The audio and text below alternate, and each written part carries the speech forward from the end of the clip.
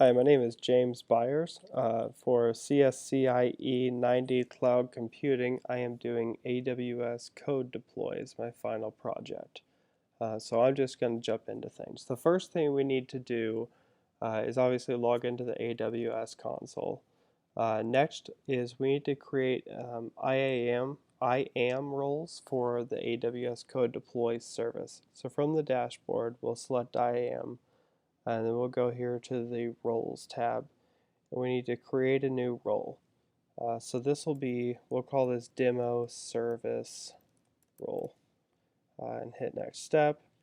And with this role, we need to have the AWS Code Deploy service role. So we'll hit Select next to that guy, and we get one policy option. So we need to check that policy, and we'll hit Next Step. So something that we see here that is key is this trusted entity. It needs to be codedeploy.amazonaws.com. So we'll hit create role to make sure it's created.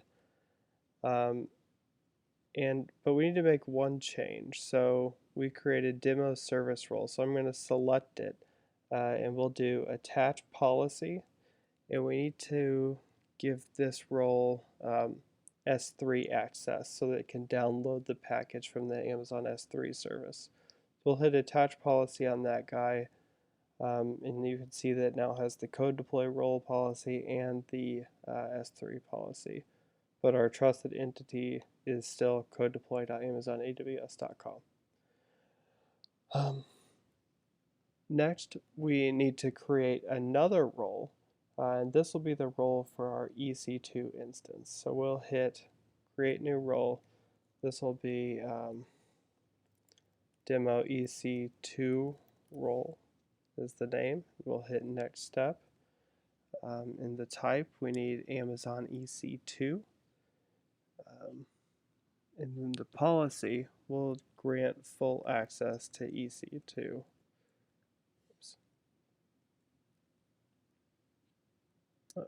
Demo service role. Create a role. I hit back too soon, so we'll use this guy. AWS EC2 full access is the one we want. And we also need S3 access for this role. We'll hit next step. See that our trusted entity is ec2.amazonaws.com, and we have two policies, Amazon EC2 full access and S3 read-only access. So I'll hit create role. Alright, so you can see that we've created both roles here in the dashboard. The next thing we need to do is to create our EC2 instances. So I know that I'm going to use Amazon Linux with this AMI As you can see, I'm in the North Virginia US East 1 region. So AMI 60B6C60A. I'll hit select. I'm going to accept the defaults. I'm going to grab two instances. And for the IAM role, I need to use my demo EC2 role. This is a key step. If I don't assign this proper role, I'm not going to be able to, the EC2 service won't, or the code deploy service won't deploy properly. I'll accept the default storage, and then we'll tag. I'm just going to call this demo. We'll hit configure security group. I'd like to be able to access via HTTP traffic so that I can validate my results. HTTP. Here it is, port 80 from anywhere, review and launch. Everything looks good, so I'll hit launch. I'll use my key pair. There we go, okay. While that is coming up,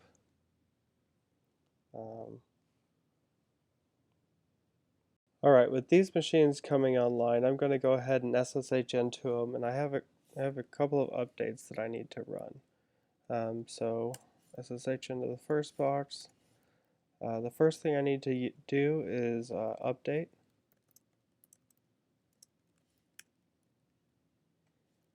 I'll just accept all the defaults.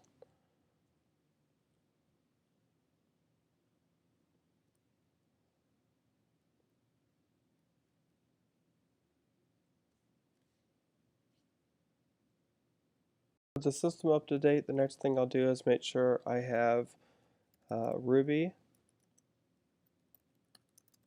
and the AWS CLI installed, and it looks like I have both.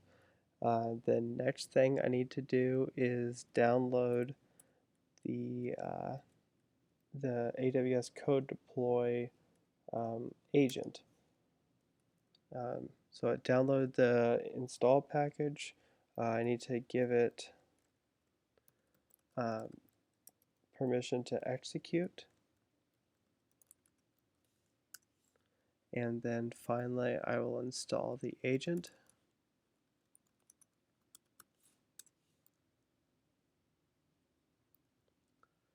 Alright, now that that's complete, I need to make sure that I have I need to start the code deploy agent.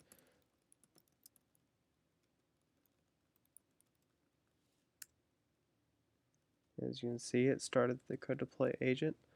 Let's see if I have the HTTP daemon so that I can run a web page. Looks like I do not, so I will install that.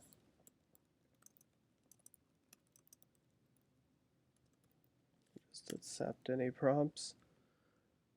That's complete, so now we'll start the HTTP daemon, make sure we did everything right.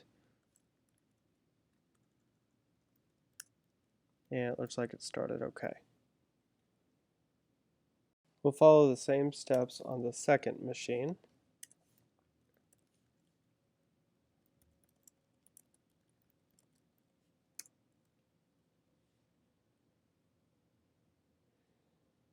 As that's installing, I'm going to talk a little bit about the appspec.yaml file. The appspec.yaml file is how you define, it's a file that you include with the package that you intend to deploy, and it helps describe the deployment that you want to run. So I specify that I'm using Linux. If I were using Red Hat, I'd say Red Hat. If I wanted Windows, I'd put Windows there. The files that I'm going to deploy are in the .source directory, and this is the destination on the server that I'll be deploying to. I'm also including some setup files, and I'm going to deploy those to this setup directory on the server.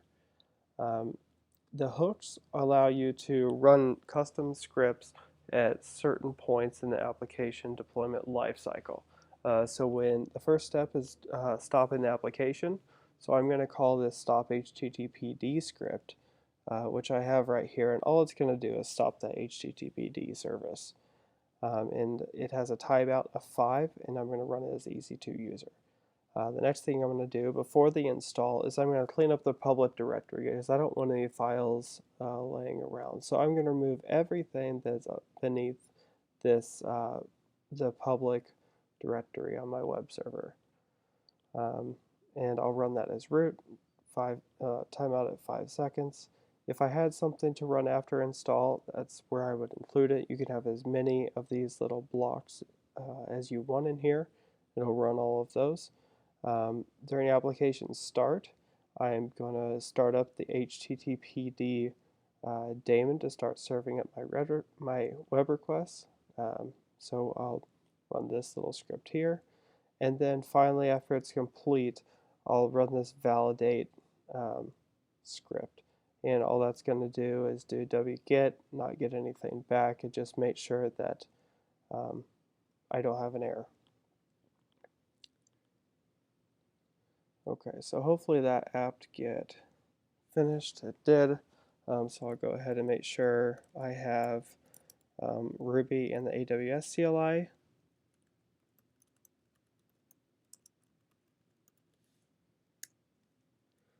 It looks like I do. And then I will go ahead and install the code deploy agent. I went ahead and finished configuring my second instance. So the next thing we need to do is go to the code deploy dashboard and we'll create a new application. So the application name, I'll just call this demo, the group, my group, and if you remember when we spun up our EC2 instances, we gave it a name. And the name we gave it is demo. If you see, it found the two instances that we have tagged with that name. So we are going to deploy one at a time to our instances, and from here we need to select the code, the role we created earlier in the project, not the EC2 role, but the code deploy service role. So we'll hit create application, let it do its thing. So this deployment group, it's created as my group. This is how you could create different groups. So maybe you would have a dev group and a test group and then a prod group. So you can control the instances you deploy to. So we are going to start the deployment to this this group. So we'll click that down arrow. We'll deploy a new revision. The application is our demo. The group will be my group, and we're going to upload a bundle that's stored in S3. In the revision location, we will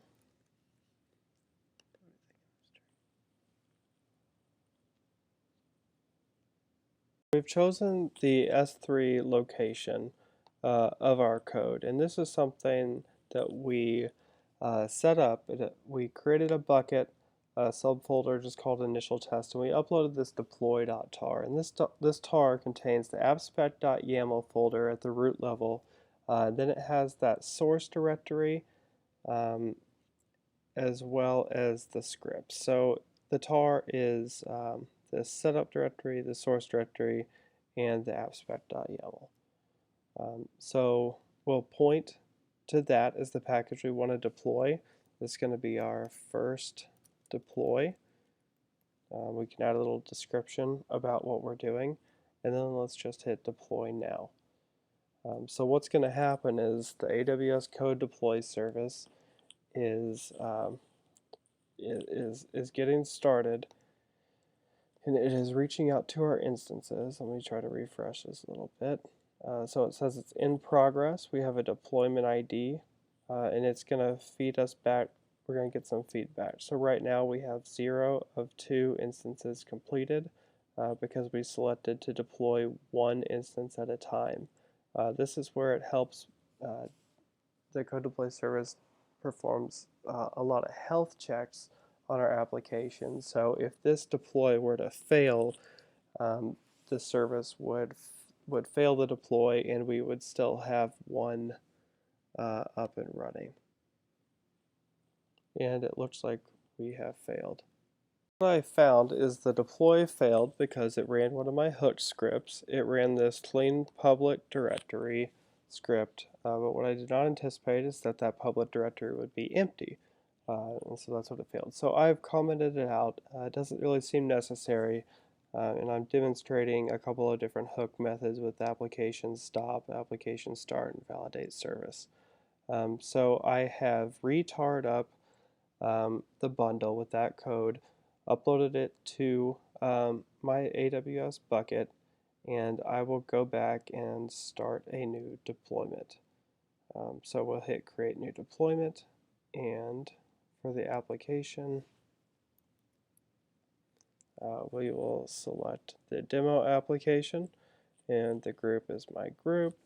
We'll use the same bucket, except I'm going to take off this E tag just in case that messes something up. So this will be our second deployment attempt, and we'll hit deploy. Now we're going to do the same one at a time. So that kind of showed the deploy failed, so it didn't deploy an incorrect or unworkable version of code to all my instances. We still maintained one healthy instance. Not really what I intended, but that's what we got. So I'll refresh that. Looks like it's in progress. And the first deployment has started. Refresh this a couple times. Hopefully that first one is completed by now. Looks like we have one completed and the second is in progress. And these should be pretty quick. It's a pretty simple file upload that just puts it in that directory and bounces the HTTPD service. Looks like we're still in progress, 44 seconds.